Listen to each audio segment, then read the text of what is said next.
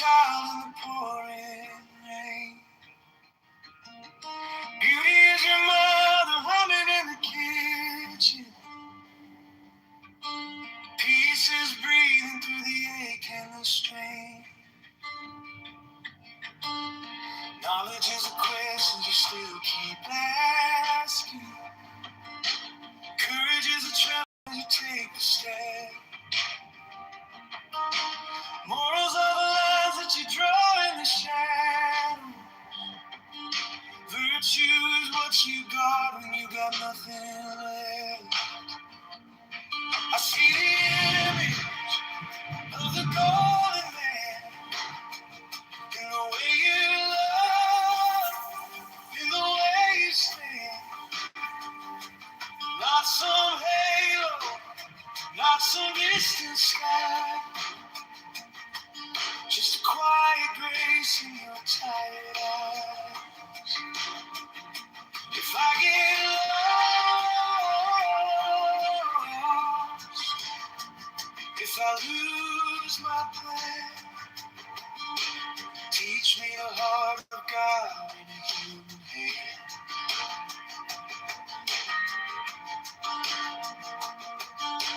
Character's a promise you make at midnight. Perfection is a crack where the light gets in. All these broken pieces on the table between us turn to something holy when you call me friend. I see the image of the golden man in the way you love, in the way you stand. Not some halo, not some distant sky. Just a quiet grace in your tired eyes. If I get lost,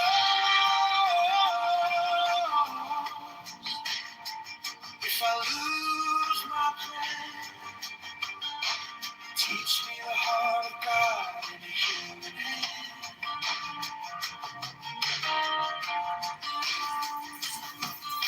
Every scar, a little stained glass window. Every failure folded into prayer. If heaven has a face, I know it looks a lot like mercy here. I see the image of the golden man in the way you love, in the way you stand. Not some halo, not some distant sky. Just a quiet grace in your tired eyes. If I get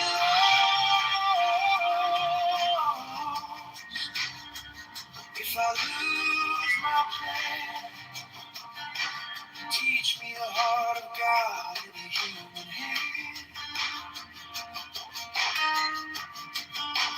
Teach me the heart of God in a human hand.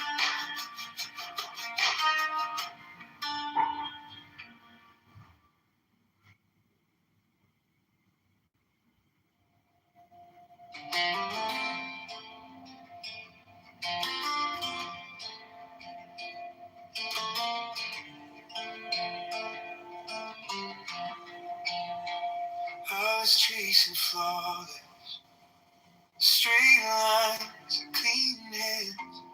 Try to polish every moment into something it could never stand. But wisdom came quiet, like rain on dry ground. Said you're not a finished statue, you're the clay I'm shaping now.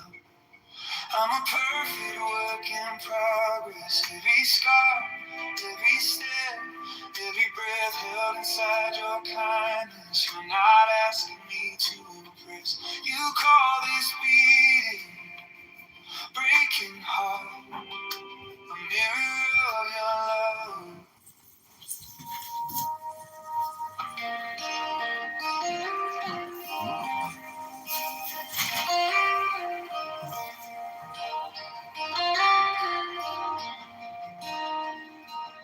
was chasing flaws, straight line, clean hand. Try to polish every moment into something it can never stand. But wisdom came quiet, like rain on dry ground. Said you're not a finished statue, you're the clay I'm shaping now. I'm a perfect work in progress. Every scar, every step, every breath held inside your kindness. You're not asking me to impress. You call this beat a breaking heart.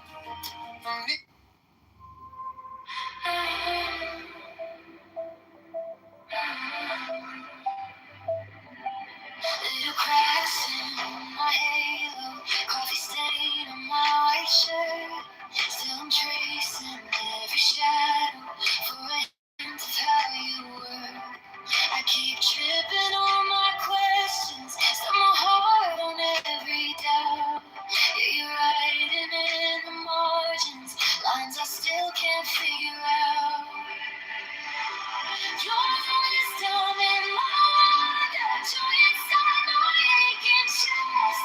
You're the beauty in the broken piece that lets my chaos rest.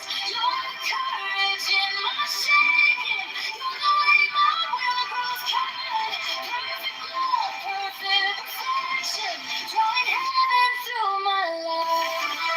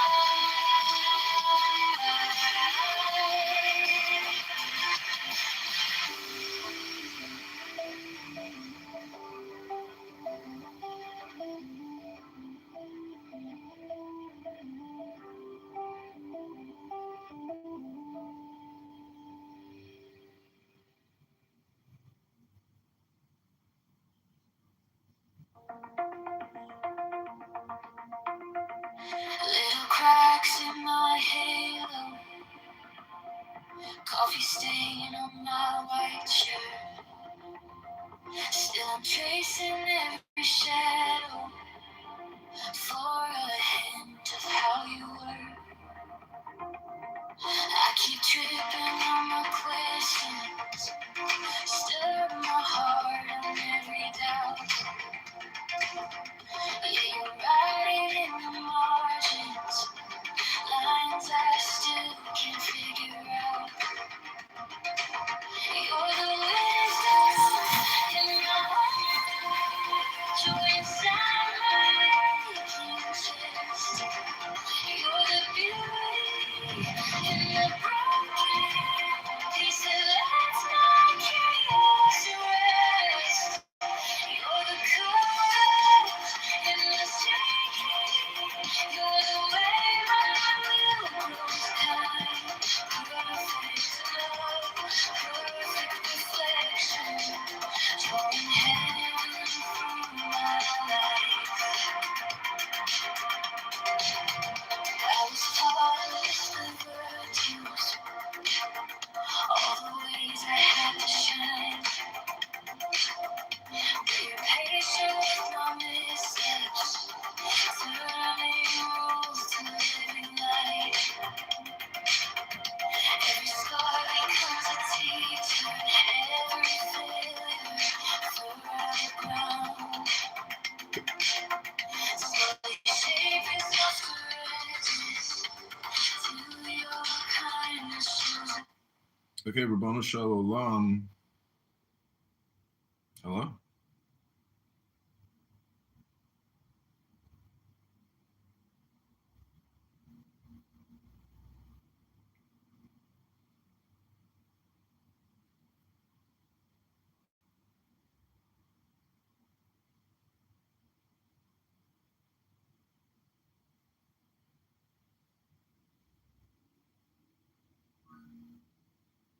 Yeah.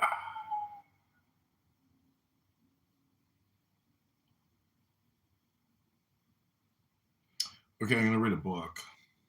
It's going to be like a 30-minute meditation. I hope you enjoy. Rabbanu Shalom.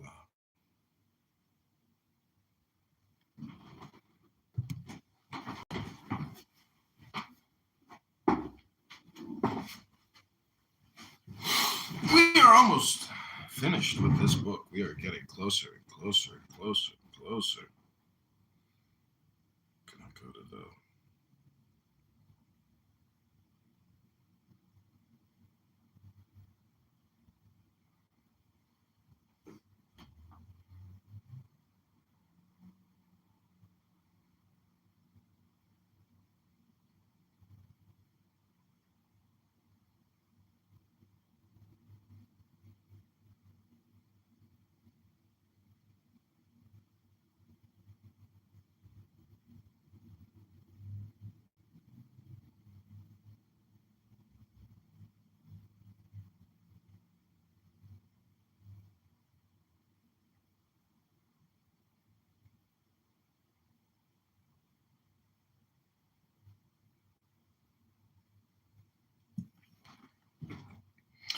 Okay, this is the Isa Book Club, Reading Wisdom by John Kitover. Rabbanu Shalom. This is going to be a 30-minute book reading, aka a meditation. We're sipping coffee. We're taking deep breaths. And we are about to engage with the Kabbalah. Oh, my friend is here.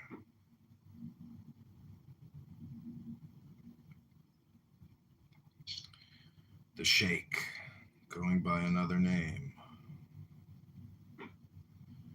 You know, I told somebody the other day, I was like, so are you going to take a layover in Palestine on your way to Iran, or are you going to take the layover in Pakistan? And they were like, huh? And I was like, I got a retarded friend who likes to make that joke. And they're like, huh? And I was like, never mind. Fuck off. And then he's like, oh, I'm married. I have kids. I'm retired. I'm rich. I'm this. I'm that. I'm just like, well, have a great night. Take care now. Hello? That's what happens if you don't wear Teflon when you're supposed to. Rabboni Shalom. Should put some tefillin on. Okay, this is a book club. Here now on page 158, and there's 290 pages, so we got 130 pages to go, and then we'll be all done. It's very exciting. So take the deepest breath of the day. Hold it for 10 seconds.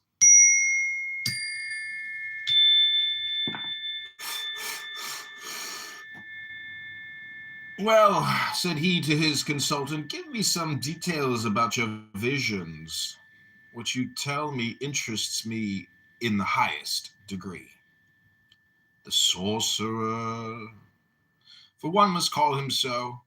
The sorcerer then told him of a series of strange facts of which two families had been witness, and these facts were precisely identical with the phenomena of Mr. Home. Hands coming out of walls, movements of furniture, phosphorescent apparitions.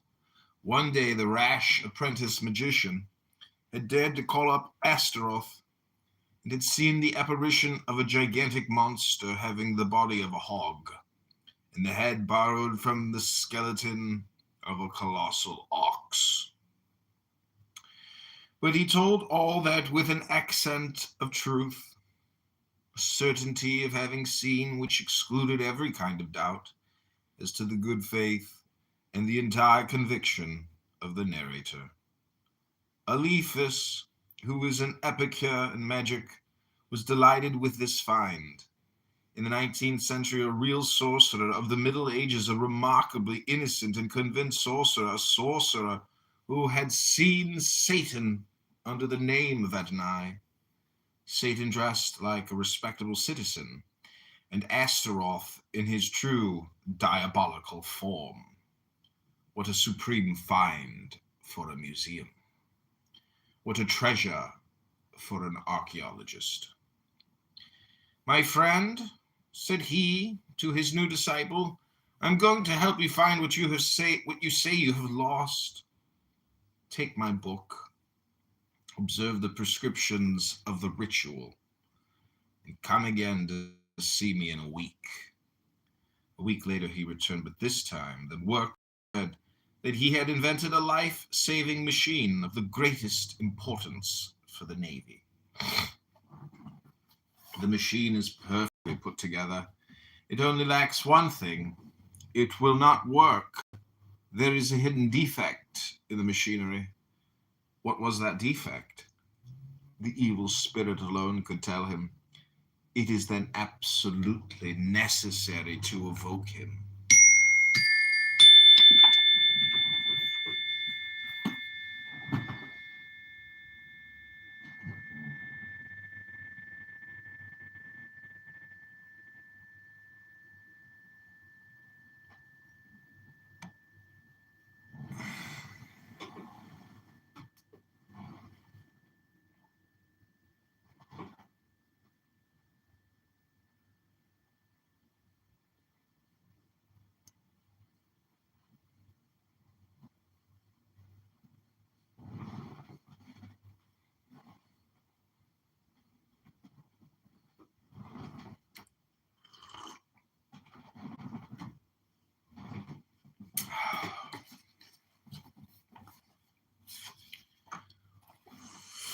Take care you do not, said Alephus. You had much better stay for 9 days this Kabbalistic evocation.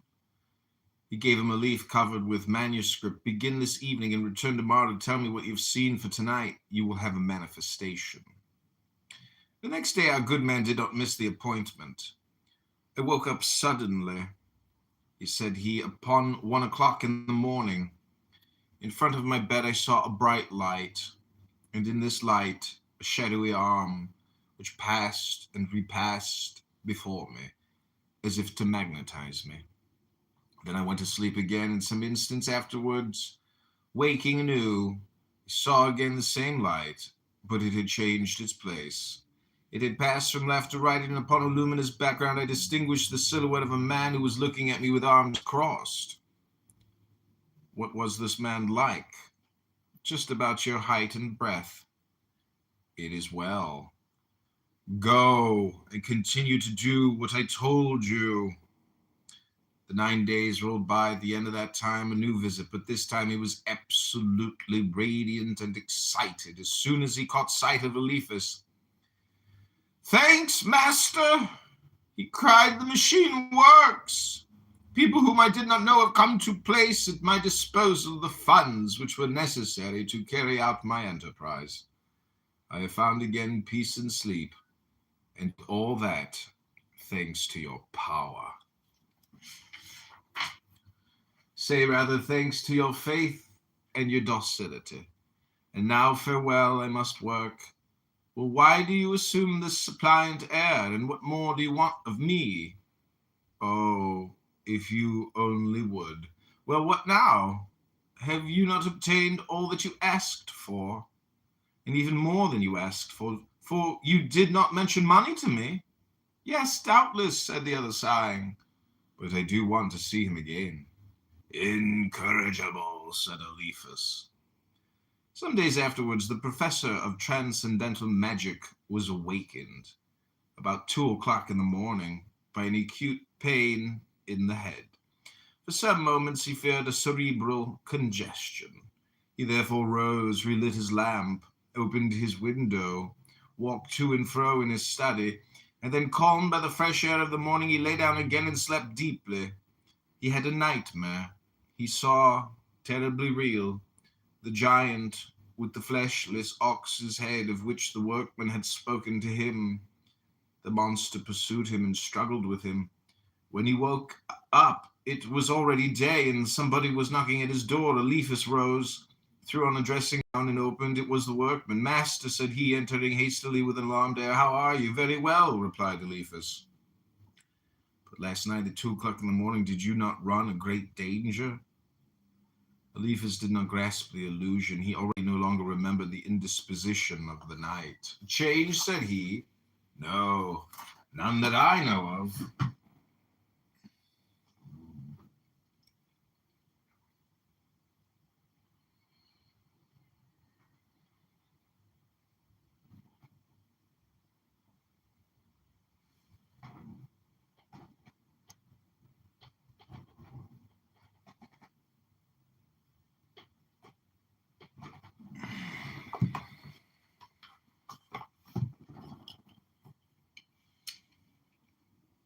Hey, Meta, start recording.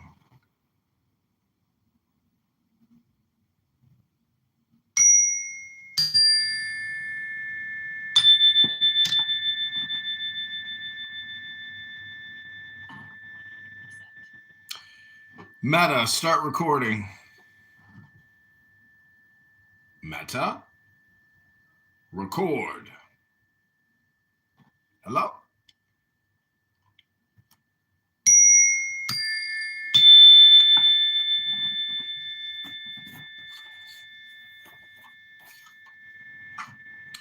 "A danger," said he. "Oh, none that I know of. Have you not been assaulted by a monster phantom who sought to strangle you? Did it not hurt you?" Eliphas remembered. "Yes," said he, "certainly I had the beginning of a sort of apoplectic attack and a horrible dream, but how do you know that?" At the same time, an invisible hand struck me roughly on the shoulder and awoke me suddenly. I dreamt then that I saw you fighting with Astaroth. I jumped up, and a voice said in my ear, 'Arise and go to help of thy master. He is in danger.' I got up in a great hurry, but where must I run? What danger threatened you? Was it at your own house or elsewhere?" The voice said nothing about that. I decided to wait for sunrise. Immediately day dawned, I ran, and here I am. "Thanks, friend," said the Magus, holding out his hand. "Astaroth is a stupid joker. All that happened last night was a little blood to the head. Now I am perfectly well. Be assured then, and return to your work. Strange as may be the facts which we have just related, there remains for us to unveil a tragic drama Much more extraordinary still, it refers to the deed of blood, which at the beginning of this year plunged Paris and all Christendom into mourning and stupefaction. A deed in which no one suspected that black magic had any part. Here is what happened.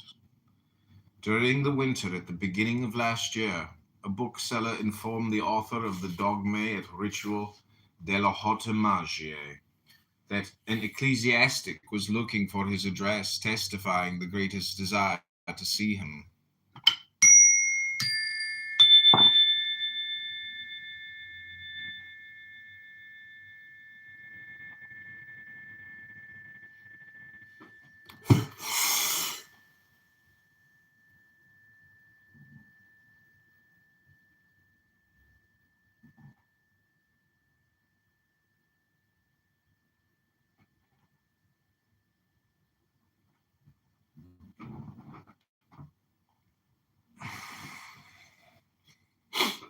Eliphas Levi did not feel himself immediately prepossessed with confidence towards the stranger,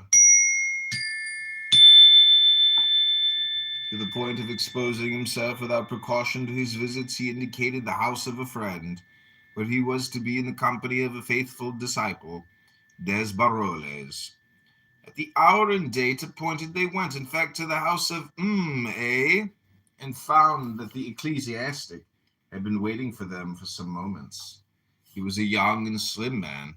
He had an arched and pointed nose, with dull blue eyes. His bony and projecting forehead was rather broad than high. His head was dolichocephalic, his hair flat and short, parted on one side, of grayish blonde with just a tinge of chestnut of a rather curious and disagreeable shade. His mouth was sensual and quarrelsome. His manners were affable, his voice soft, and his speech sometimes a little embarrassed. Questioned by Eliphas Levi concerning the object of his visit, he replied that he was on the lookout for the grimoire of Honorius, and that he had come to learn from the professor of occult science how to obtain that little black book, nowadays almost impossible to find. "I would gladly give 100 francs for a copy of that grimoire," said he. "The work in itself is valueless," said Eliphas. "It is a pretended constitution of Honorius II, which you will find perhaps quoted by some erudite collector of apocryphal constitutions. You can find it in the library." "I will do so, for I pass almost all my time in Paris in the public libraries."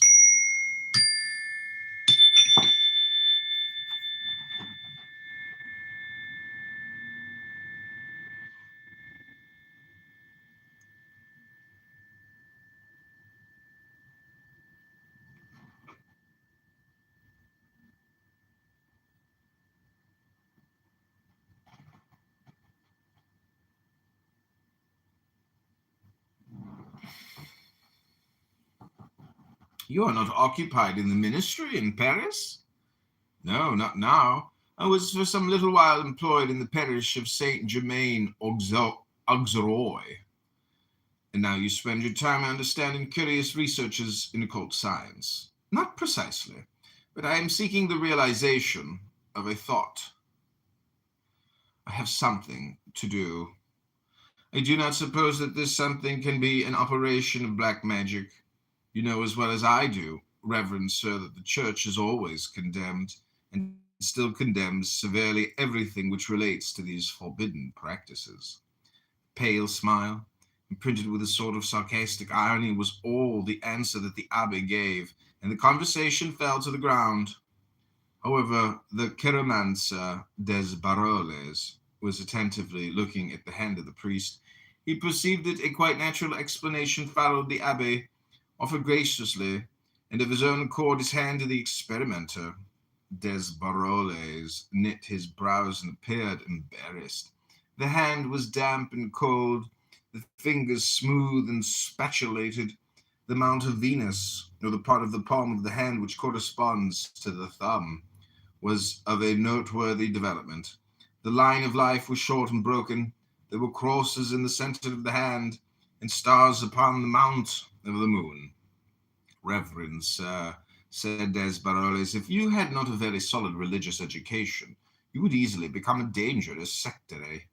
For you are led on the one hand toward the most exalted mysticism, and on the other to the most concentrated obstinacy combined with the greatest secretiveness that can possibly be.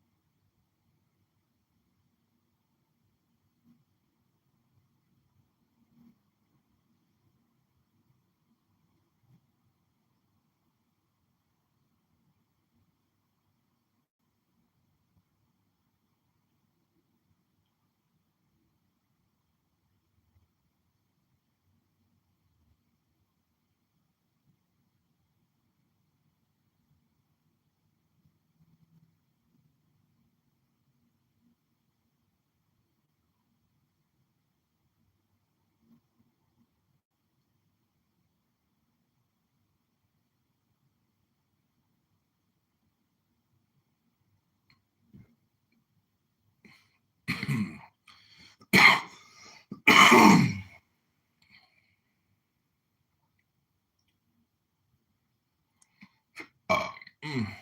Mm-mm-mm. My, oh, my, oh, my.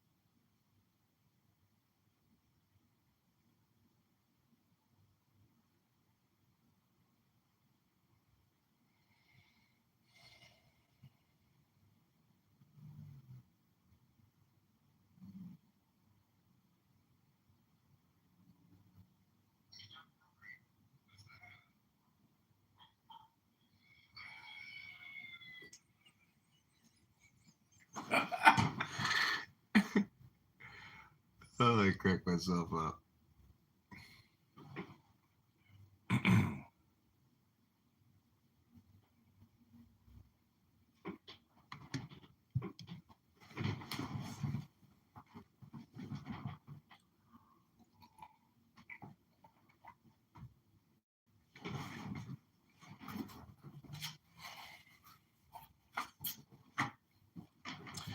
Okay, this is page 164. I think this is where we left off.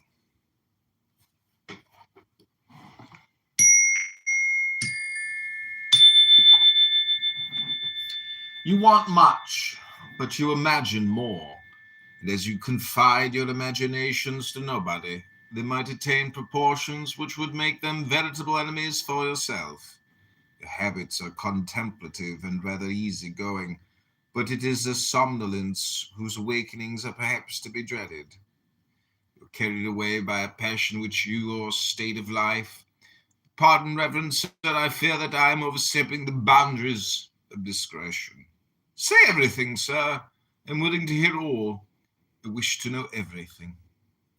Oh, well, if, as I do not doubt to be the case, you turn to the profit of charity or the restless activities with which the passions of your heart furnish you, must often be blessed for your good works. And the Abbé once more smiled that dubious and fatal smile which gave so singular an expression to his pallid countenance. He rose and took his leave without having given his name and without anyone having thought to ask him for it. Eliphas and his Baroles reconducted him as far as the staircase in token of respect for his dignity as a priest. Near the staircase he turned and said slowly, "Before long you will hear something. You will hear me spoken of," he added, emphasizing each word. Then he saluted with head in hand, turned without adding a single word, and descended the staircase. The two friends returned to M.A.'s room. "That is a singular personage," said Eliphas. "I think I have seen Pierrot of the Funambules playing the part of a traitor. What he said to us on his departure seemed to me very much like a threat." "You frightened him," said M.A. "Before your arrival he was beginning to open his whole mind, but you spoke to him of conscience and the laws of the church, and he no longer dared to tell you what he wished."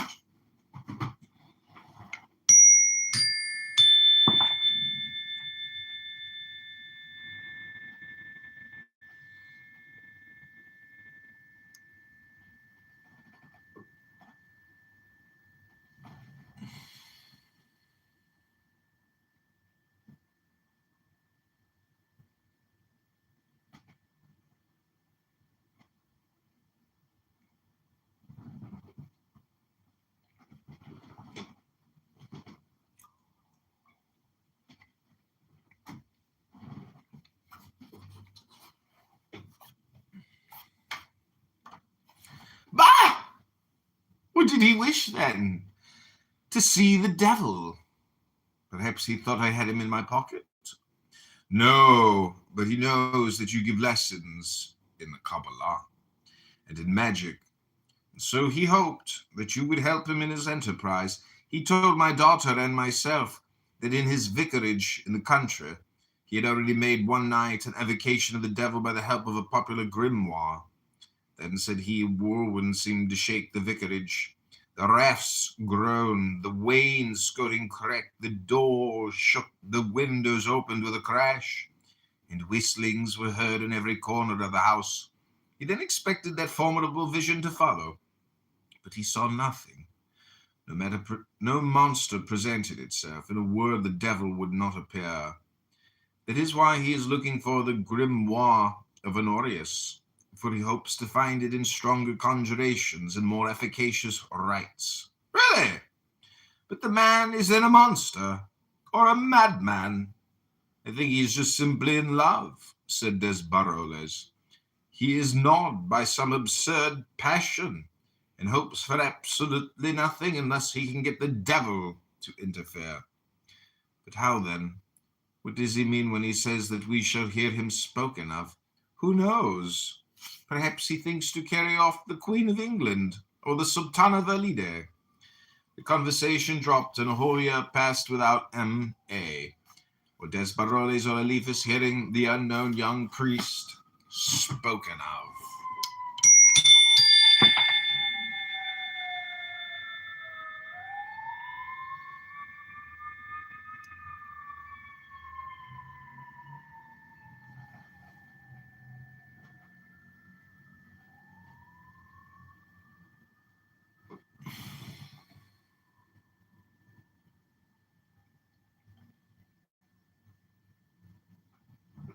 I am running for Congress. I'm a write-in candidate. Is it the real Ray Cohen? You want to be my Ray Cohen? Oh, he left. Bonus show. In the course of the night between the 1st and 2nd of January 1857, Eliphas Levi was awakened suddenly by the emotions of a bizarre and dismal dream. It seemed to him that he was in a dilapidated room of Gothic architecture, rather like the abandoned chapel of an old castle. A door hidden by a black drapery opened onto this room. Take a little break here until the... Ray Cohen, my Ray Cohen. I've been looking for you, Ray. I need a Mr. Cohen. I like your style. I like the work you do. Be happy to have you be my campaign manager on this campaign. Thanks, Ray.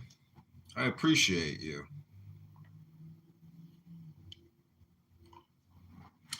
Okay, continuing on. A door hidden by a black drapery opened onto this room. Behind the drapery, one guessed the hidden light of tapers, and it seemed to Eliphas that, driven by a curiosity full of terror, he was approaching the black drapery. Then the drapery was parted, and a hand was stretched forth and seized the arm of Eliphas. He saw no one, but he heard a low voice which said in his ear, "Come and see your father, who is about to die." The Magus awoke, his heart palpitating and his forehead bathed in sweat. "What can this dream mean?" thought he. "It is long since my father died. Why am I told that he is going to die? And why has this warning upset me?" Following night, the same dream recurred with the same circumstances. Once more, Eliphas awoke, hearing a voice in his ear repeat, "Come and see your father, who is about to die." This repeated nightmare made a painful impression upon Eliphas. He had accepted for the 3rd of January an invitation to dinner in pleasant company, but he wrote and excused himself, feeling himself little inclined for the gaiety of a banquet of artists. He remained then in his study. The weather was cloudy. At midday he received a visit from one of his magical pupils, Viscount M.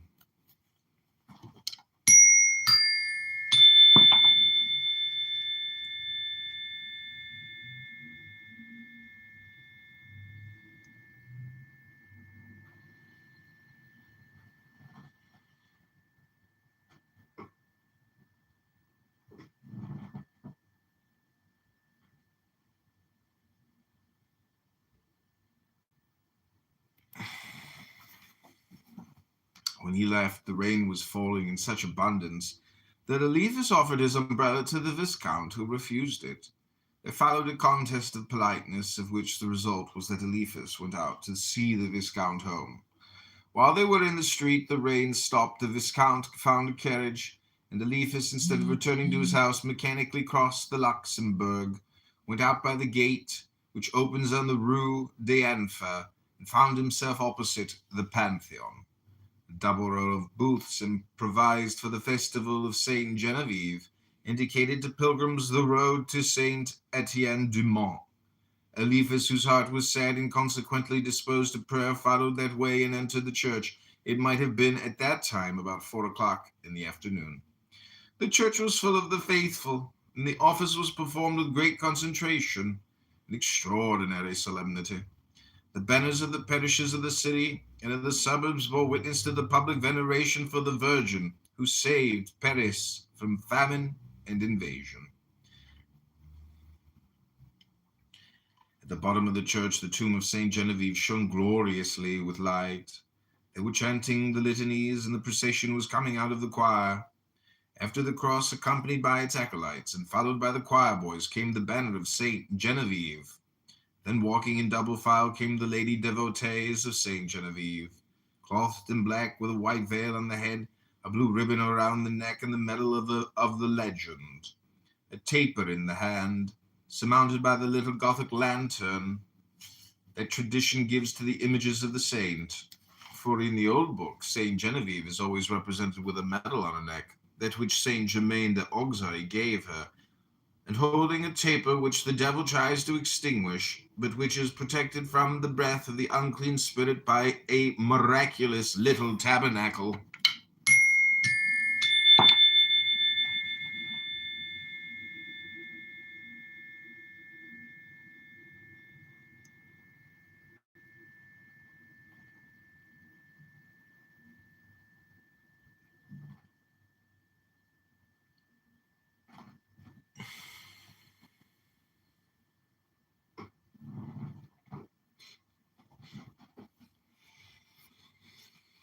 After the lady devotees came the clergy. Then finally appeared the venerable Archbishop of Paris, mitred with a white mitre, wearing a cope which was supported on each side by his two vicars. The prelate, leaning on his cross, walked slowly and blessed to right and left the crowd which knelt about his path. Eliphas saw the Archbishop for the first time and noticed the features of his countenance. They expressed kindliness and gentleness, but one might observe the expression of a great fatigue and even of a nervous suffering painfully dissimulated. The procession descended to the foot of the church, traversing the nave, went up again by the aisle at the left of the door, came to the station of the tomb of Saint Genevieve. Then it returned by the right-hand aisle, chanting the litanies as it went. A group of the faithful followed the procession and walked immediately behind the Archbishop. Eliphas mingled in this group in order more easily to get through the crowd which was about to reform, so that he might regain the door of the church. He was lost in reverie, softened by this pious solemnity. The head of the procession had already returned to the choir. The Archbishop was arriving at the railing of the nave.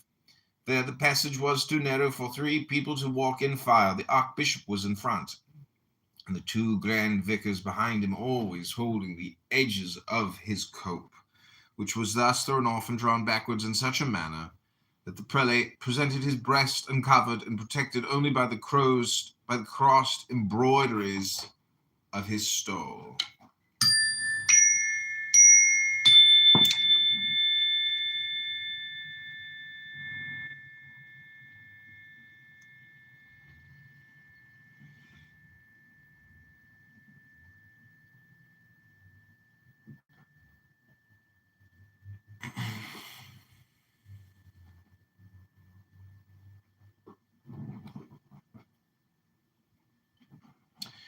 Then those who were behind the Archbishop saw him tremble, and we heard an interruption in a loud and clear voice, but without shouting or clamor.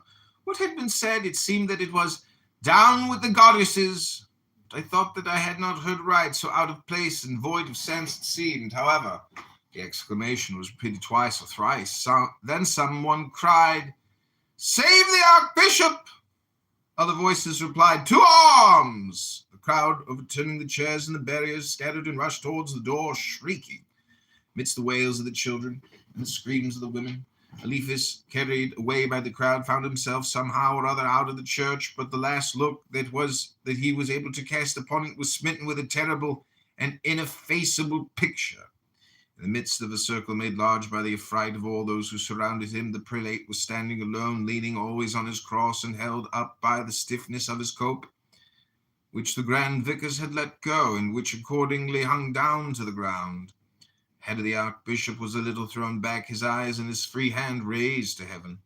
His attitude was that which Eugene Delacroix has given to the Bishop of Liege in the picture of his assassination by the bandits of the Wild Boar of the Ardennes.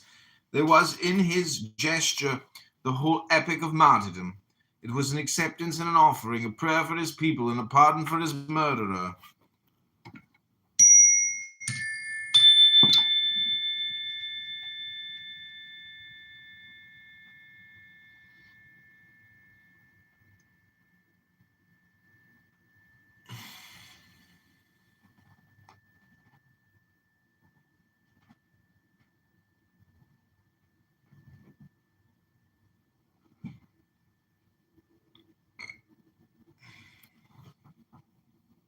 This is the subnote. Extract from Sir Walter Scott's notes on the murder of the Bishop of Liege. The bishop's murder did not take place till 1482. In the months of August and September of that year, William de la Marck, called the Wild Boar of the Ardennes, entered into a conspiracy with the discontented citizens of Liege against the Bishop Louis of Bourbon, being aided with considerable sums of money by the King of France.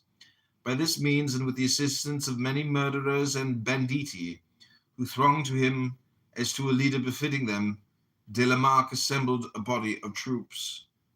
With this little army he approached the city of Liege. Upon this, the citizens who were engaged in the conspiracy came to the bishop, and offering to stand by him to the death, exhorted him to march out against these robbers. The bishop therefore put himself at the head of a few troops of his own, trusting to the assistance of the people of Liege. But as soon as they came in sight of the enemy, the citizens, as before agreed, fled from the bishop's banner, and he was left with his own handful of adherents. At this moment, de la Marck charged at the head of his men. With the expected success, the bishop was brought before de la Marck, who first cut him over the face, then murdered him with his own hand, and caused his body to be exposed naked in the great square of Liege before St. Lambert's Cathedral. 3 years after the bishop's death, Maximilian, Emperor of Austria, caused de la Marck to be arrested at Utrecht, where he was beheaded in 1485.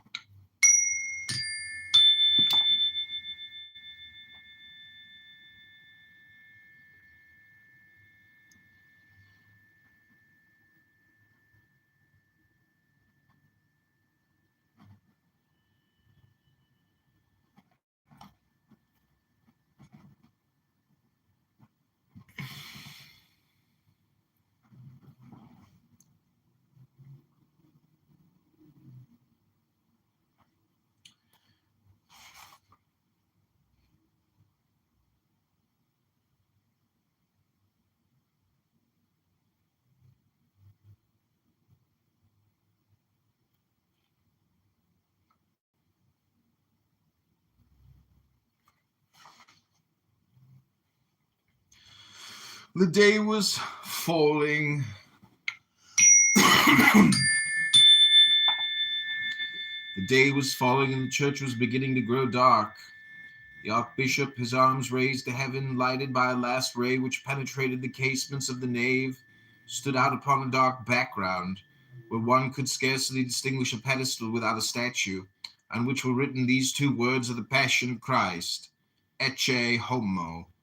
And farther in the background, an apocalyptic painting represented the four plagues ready to let themselves loose upon the world in the whirlwinds of hell, following the dusty traces of the pale horse of death.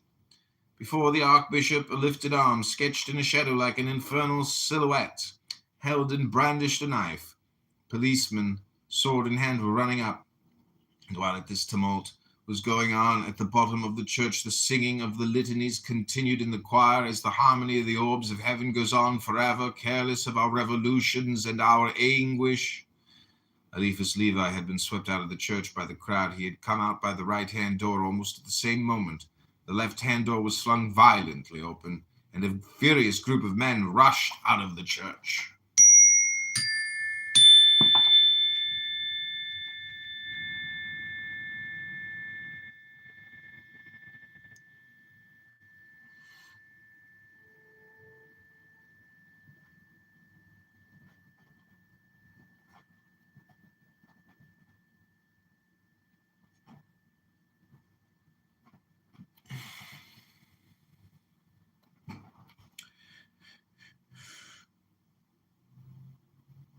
Eliphas Levi had been swept out of the church by the crowd.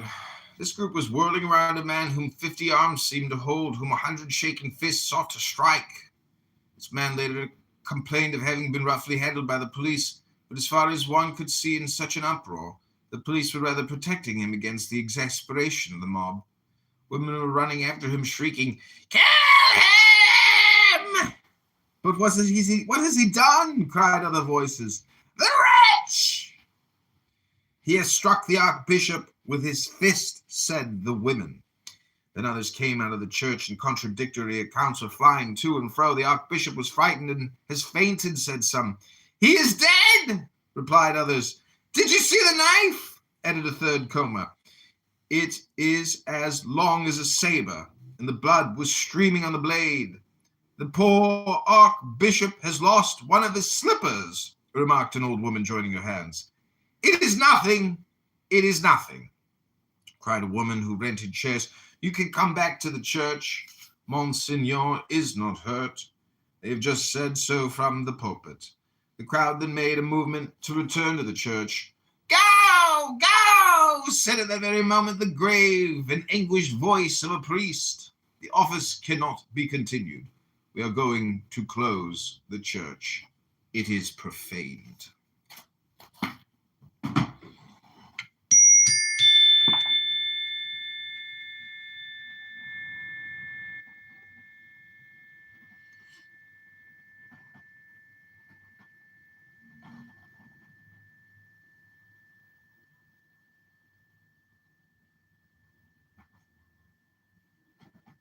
Okay, we're going to read 2 more pages, and then we're going to shut this recording down. I hope you're enjoying this. It's called reading a book.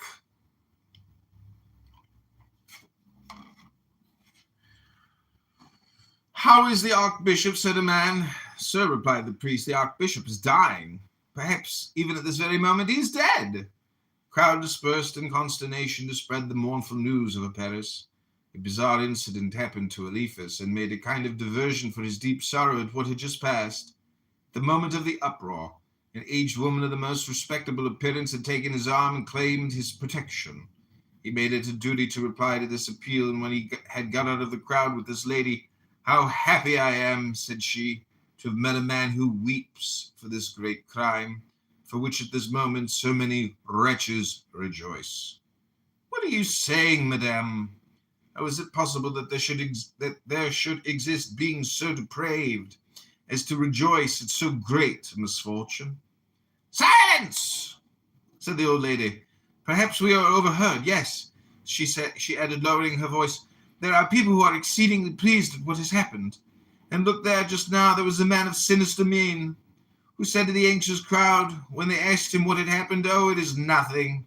It is a spider which has fallen. No, madam, you must have misunderstood. The crowd would not have suffered so abominable a remark, and the man would have been immediately arrested. Subnote, this man was presumably Levi himself, as the abominable authors of the grimoires concealed child beneath kid, so Levi is careful to disguise his true attitude to the church, which he wished to destroy.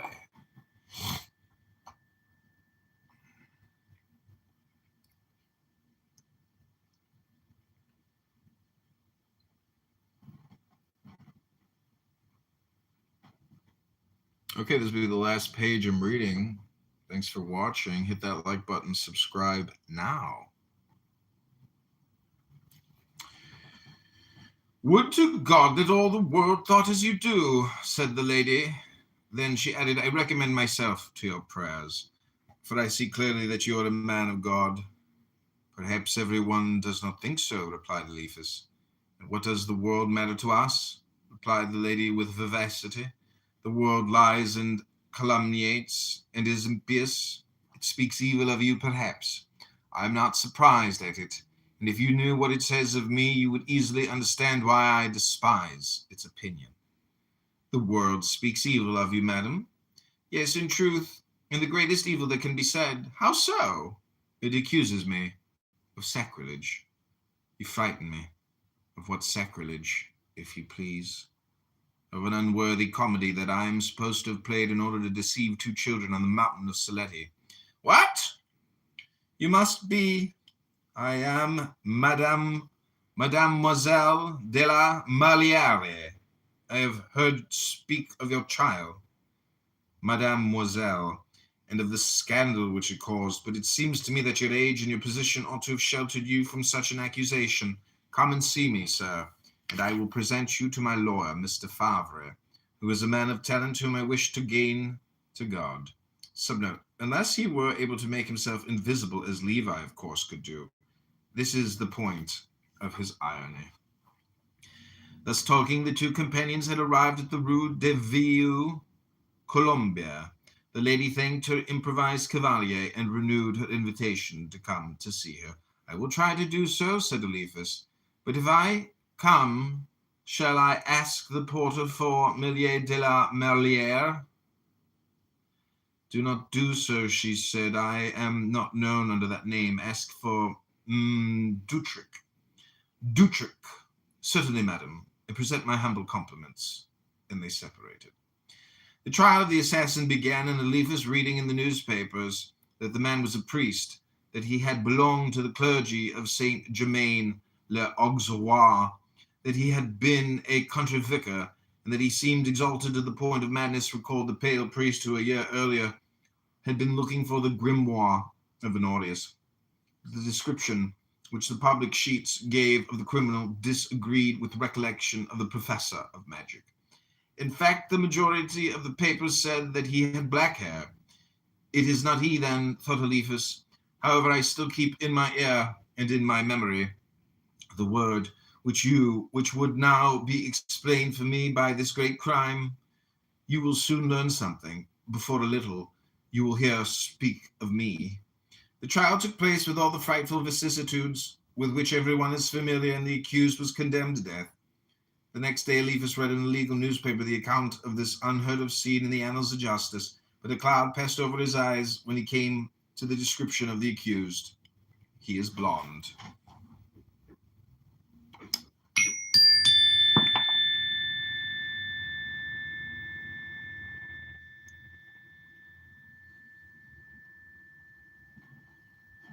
Okay, actually, we're just going to read one more page, so when I come back to the book, I won't duplicate the reading.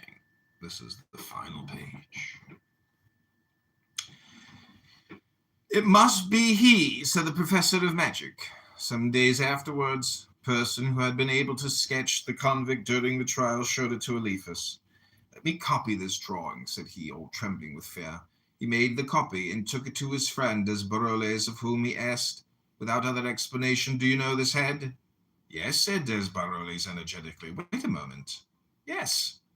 It is the mysterious priest whom we saw at, A's, who wanted to make magical evocations. Oh, well, my friend, you confirm me in my sad conviction. The man we saw we shall never see again. The hand which you examined has become a bloody hand. We have heard speak of him as he told us we should.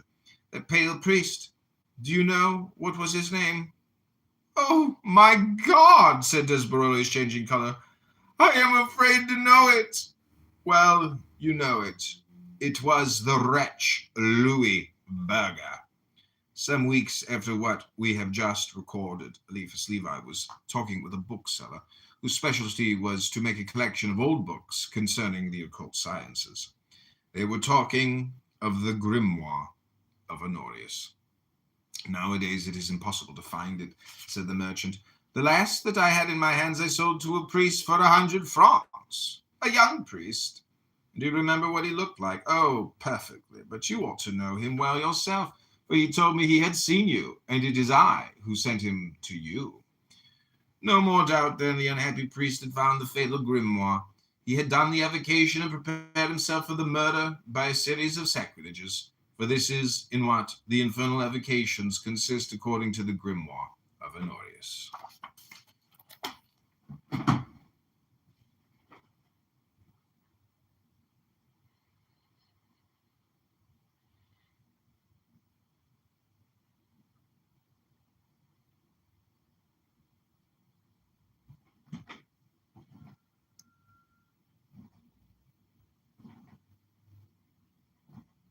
Okay, thanks for watching. Hope you enjoyed this book reading.